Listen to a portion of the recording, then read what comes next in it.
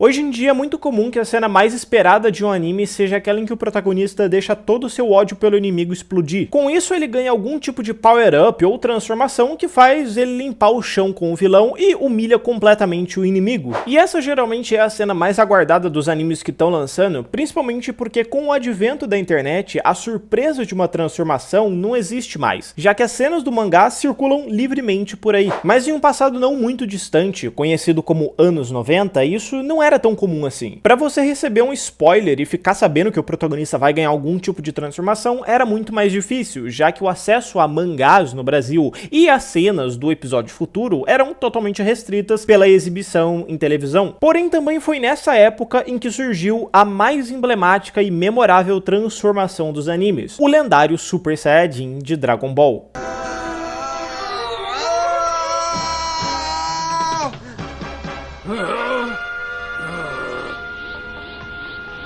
Só que apesar de essa cena ser uma das mais famosas de todos os tempos, eu acredito que tem poucas pessoas que realmente saberiam dizer por que o Goku se transformou em Super Saiyajin. É claro que o motivo primordial do Goku ter se transformado é porque o Freeza matou o Kuririn. Essa cena ficou tão famosa por memes e por memórias de o Kuririn ser o personagem que mais morre em Dragon Ball que realmente quase ninguém diria outra coisa. Recapitulando um pouco o Dragon Ball clássico, a gente consegue ir lembrando de como foi desenvolvida a amizade do Goku com o Kuririn. O Kuririn foi o primeiro personagem que entrou na vida do Goku e que tinha as mesmas ambições que ele e que tinha também a mesma idade que ele. Todo o primeiro grupo de Dragon Ball, formado pela Bulma, o Long, o Yantia e o Pual, não eram necessariamente amigos do Goku com as mesmas ambições. Cada um ali se juntou ao grupo por motivos completamente diferentes. A Bulma só queria juntar as esferas inicialmente porque ela queria conseguir um namorado bonitão. O Yantia, por outro lado, queria perder o medo de interagir com mulheres. O Long foi entrando no grupo praticamente por coerção da Bulma. Enquanto isso, o Goku só queria viver uma aventura e enfrentar monstros fortes enquanto ele carregava por aí a esfera do vovozinho querido dele. Mas é a partir do momento que o Goku conhece o Kuririn que ele entende alguém que tá do lado dele porque também quer ser o mais forte, porque quer se tornar ainda mais poderoso do que ele é agora e vencer inimigos mais poderosos. E o tempo que o Goku e o Kuririn passam juntos treinando com o Mestre Kami é tão lindo e tão legal e tão bonito que quem assistiu simplesmente não esquece. Porém, é lá no Dragon Ball clássico que o Kuririn morre também pela primeira vez. Assim que acaba o segundo torneio de artes marciais em que o Goku luta com o Ten Shinhan e perde pela segunda vez um torneio, ele vai correndo contar pro Kuririn que na verdade o Ten Shinhan até que é um cara legal, ele não é ruim igual o mestre dele, e ele vai todo animado atrás do amigo dele.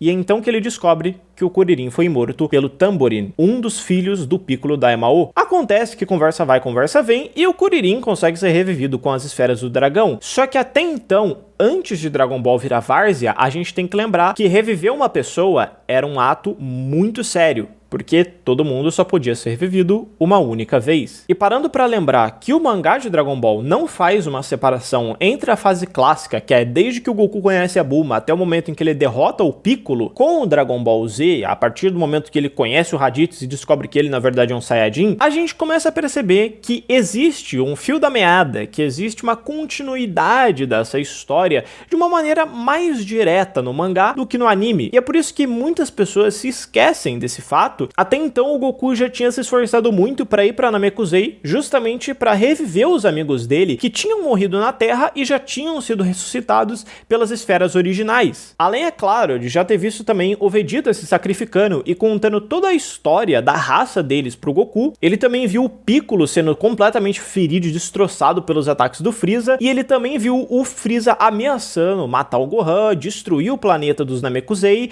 e por aí vai. E quando eles finalmente pensam que derrotaram o Freeza, ele aparece na montanha ao lado e assassina o Kuririn. E é a partir daí, meus amigos, que nós temos uma das cenas mais emblemáticas de Dragon Ball, a grande transformação de Super Saiyajin, que também vinha sendo construída pelas falas do Vegeta desde o início da saga Freeza, como aquele do qual o próprio Freeza tem pesadelos. O lendário Super Saiyajin não era o príncipe dos Saiyajins, nem o filho do Goku, nada disso. O lendário Super Saiyajin foi desperto justamente pelas ações do Freeza, que tanto temia essa lenda e destruiu todo o planeta dos Saiyajins para tentar se livrar dela. Ele veio da parte mais humana que o Goku poderia ter, e não da parte Saiyajin dele, por ter treinado muito, mas sim pela amizade que ele fez ao ser criado na Terra por pessoas gentis. Mas então, quando foi que as coisas começaram a desandar e tudo deu errado? Eu poderia vir aqui contar mais uma parte da história falando como o Gohan se transformou em Super Saiyajin e todo aquele discurso lindo do 16 que mexeu com os sentimentos dele e fez ele se superar e entender que tem inimigos que não dá pra você ficar conversando e não dá pra você ficar vacilando,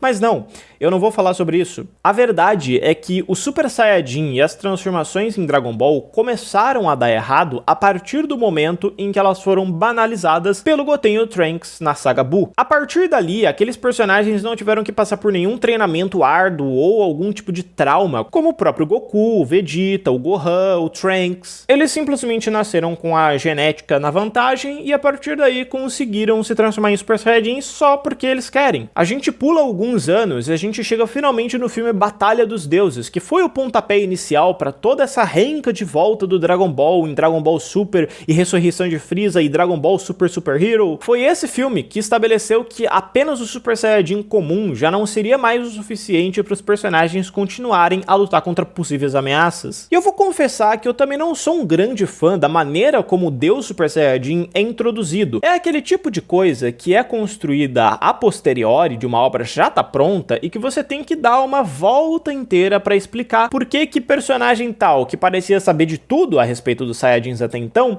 simplesmente tinha esquecido. E como um filme de pouco mais de 1h30 não teria tempo suficiente para desenvolver toda a trama de uma nova lenda do Super Saiyajin Deus e coisas do tipo, eles simplesmente recorreram ao Shenlong vai nos contar como conseguir o Deus Super Saiyajin e eles vão dar as mãos e usar o poder da amizade para transferir todo o seu poder pro Goku. E apesar da introdução ser muito corrida e um pouco boba, eu ainda acho essa cena muito legal pelo fato de que o último Saiyajin que dá o seu poder pro Goku se tornar um Deus Super Saiyajin é a Pan, que ainda nem nasceu e tá ali na barriga da Videl. Então, isso é um ponto muito grande para essa transformação. Só que logo depois dela, algo que tinha acabado de ser introduzido em pouco mais de 1h30 de filme é completamente jogado no lixo pelo filme seguinte ou pela saga seguinte se você estiver assistindo Dragon Ball Super. Basicamente o Goku e o Vegeta simplesmente foram treinar com o Whis e a partir daí eles deram uma forma de evoluir o Deus Super Saiyajin para um Super Saiyajin do Deus Super Saiyajin, ou seja, o Super Saiyajin Blue. Essa segunda transformação simplesmente não tem praticamente nenhum impacto. O Goku só se transforma nela, fica extremamente mais forte, o que torna todo o retorno do Freeza redundante, porque o Freeza fica meses e meses treinando pela primeira vez na vida dele para atingir uma forma que superaria talvez o Deus Super Saiyajin, e tudo que o Goku e o Vegeta precisam fazer é se transformar com uma coisa que eles já tinham, o que torna essa saga também meio idiota. Só que a partir daqui vocês já percebem que não existe mais um peso emocional para essa transformação, ela não é apenas uma evolução muito foda depois de um grande arco de redenção e treinamento dos personagens. Não, tudo o que acontece é que o Super Saiyajin Blue surge depois de uma espécie de mini time skip em Dragon Ball de algum tempinho que o Goku e o Vegeta passaram treinando ali. É um intervalo de tempo bem do bobinho ali, e ele só serve pra dar uma catapulta pra transformação acontecer e não pra te dizer algo relacionado à história e à narrativa daquele mundo. Mas o que definitivamente destruiu de uma vez por todas qualquer forma de o conceito de transformação em Dragon Ball continuar sendo algo interessante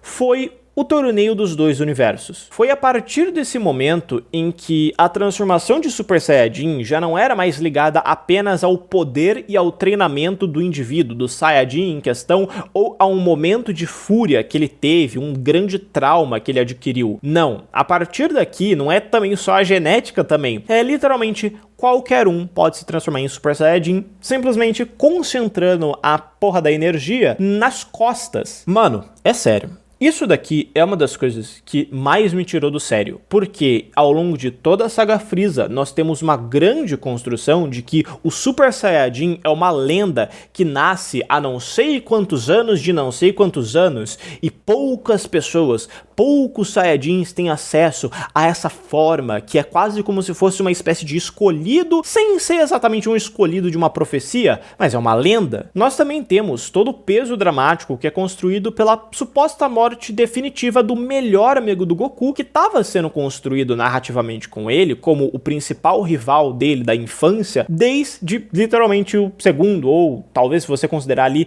o primeiro arquinho de fato de Dragon Ball. E não, agora qualquer figurante que aparecer sendo Saiyajin vai ter o poder de se transformar em Super Saiyajin, só basta ele concentrar o poder dele nas costas. O grande estopim para eu querer fazer um vídeo explicando a minha opinião sobre por que eu acho que as transformações perderam a linha em Dragon Ball foi o filme Dragon Ball Super Super Hero, onde praticamente todo mundo ganha uma transformação. Porque sim, mais uma vez nesse filme a gente recorre ao Shenlong sendo aquela criatura mágica que vai dar um poder absurdo para um personagem, no caso o Piccolo, dizendo para ele, olha, agora você vai poder ter aí o seu poder desperto, igual o Gohan e o Kuririn tiveram ali na saga do Frieza. E daí o Piccolo, que nunca tinha ganhado nenhum tipo de transformação e não teve nenhum tipo de contexto de que os Namekuseidins tinham uma habilidade de transformação além de ficar gigante, ele simplesmente fica laranja, e isso é criado naquele filme, naquele arco, e é isso, valeu. E o Gohan, que já tinha também tido seu arco em relação ao seu poder finalizado ali na saga do Majin Buu, com o próprio Supremo Senhor Kaiô, dizendo para ele que ele não teria necessidade mais de se transformar em um tipo de Super Saiyajin para liberar o verdadeiro poder dele, também é desconstruído com agora ele virando mais uma espécie de Super Saiyajin com outro cabelo branco. E claro, também a gente tem o Super Saiyajin Rosé, que é uma versão do Super Saiyajin Blue, só que com o Ki maligno divino real ali do Goku Black, que era o Zamasu. E agora nós também temos o Vegeta com cabelo roxo. Ou seja, infelizmente, Dragon Ball acabou transformando o seu melhor conceito, que era baseado em uma grande lenda de um lendário Super Saiyajin, que era pautado pelo último momento em que o Goku, a última alternativa que ele teve de liberar o seu máximo poder depois de ver o seu melhor amigo morrendo, isso foi banalizado a tal nível que absolutamente qualquer figurante e qualquer personagem de Dragon Ball consegue atingir uma nova forma simplesmente pedindo pro padeiro ali da esquina revelar pra ele o poder oculto que ele não sabia que ele tinha. Ou simplesmente concentrando o seu Ki nas suas costas. Talvez em algum momento em Dragon Ball a gente veja um Mr. Satan Super Saiyajin de fato. E olha, infelizmente, Dragon Ball acabou se transformando numa caricatura da qual eu,